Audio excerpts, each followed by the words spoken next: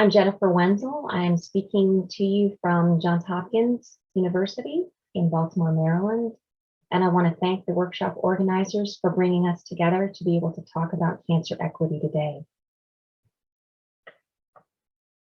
Specifically, I'm going to be examining opportunities to achieve health equity for patients, families, and communities who are most impacted by cancer from a nursing perspective. While there are numerous ways to frame this discussion, I have chosen to use the American Cancer Society health equity principles of people, place, and partnerships. As we look across education, practice, and research and the policies that impact all these areas, it's critically important for nurses to be engaged in these decisions and policy setting. In turn, nurses need to ensure that patients and their community voices are also represented and that they're recognized as true partners in the process of creating and enacting real-world solutions to achieve equity.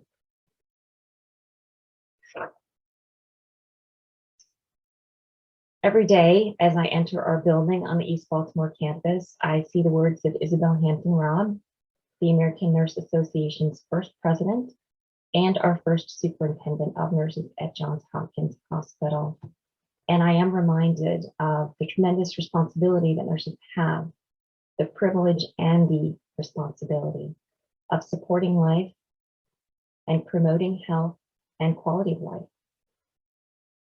When we think about the principles of engaging the patients, families, and communities that we serve, we should be focusing on mutually beneficial relationships and fair exchange. To do this, we need to understand our communities. We need to prioritize those not with the most influence, but who experience and are impacted by the greatest cancer burden. To understand these populations, we have opportunities to review data, but we also can explore and address community priorities to achieve equity.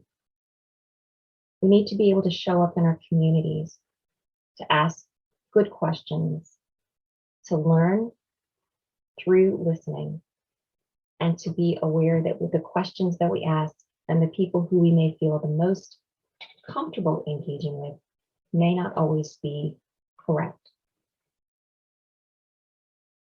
Our opportunity and our ability to look for ways to highlight stakeholder leaders, and whenever we can, to create reciprocity and to compensate them for the investment of their time and their expertise. We also need to make sure that we have an enhanced and comprehensive understanding of issues surrounding diversity and inclusion.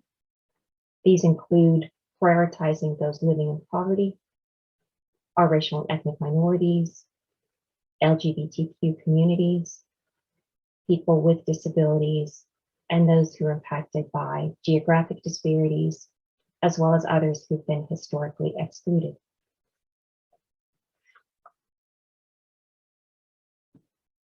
We have words from Lillian Wald, who was the founder of the Visiting Nurse Service of New York, as well as more current nursing perspective from a qualitative study of cancer care professionals' experiences working with migrant patients from diverse cultural backgrounds.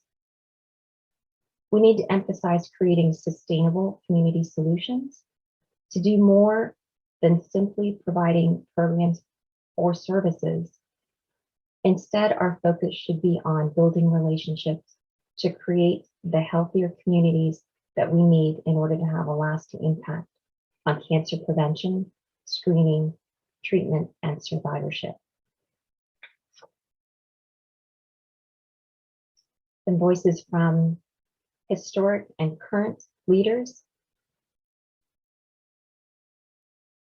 When we examine policies, practice, and program planning, and to this I add research priority setting and funding, we need to prioritize the populations at risk to avoid widening already existing disparities, and to make sure that everyone who needs to be involved really everyone who's impacted is somehow engaged in the development and implementation of these strategies. To do this, we need to reach beyond our silos, engaging partners from diverse sectors. These can include our faith-based partners who've been tremendous, as well as social and civic and community organizations. We have the opportunity when we work with these partners to ensure that we are not in implementing programs or interventions potentially creating harms. That in order to mitigate potential risk, we need to have communication and processes that are transparent and ongoing throughout every phase, and that are directed to everyone who's involved. Nurses themselves need a social justice roadmap. This is to ensure that we have equity across education, practice, research, and leadership. We need to focus on policies and on implementing models of health that can both highlight and directly improve social determinants of health. In education, we need to emphasize social justice concepts and an understanding of social determinants of health and how we can apply these in our practice. Our research needs to move beyond pure epidemiology or solely clinical trial designs. To do this, we need to revamp our clinical trial designs. We need to rethink our sampling, our retention, and recruitment approaches to make sure that disparities are not widening as treatment advances. Nursing can be a path forward to health equity. To do this, we need to make sure that we are addressing the educational pipeline from nursing school entry. This begins with primary and secondary education and extends to professional orientation, mentoring, and continually educating our new and current nursing workforce.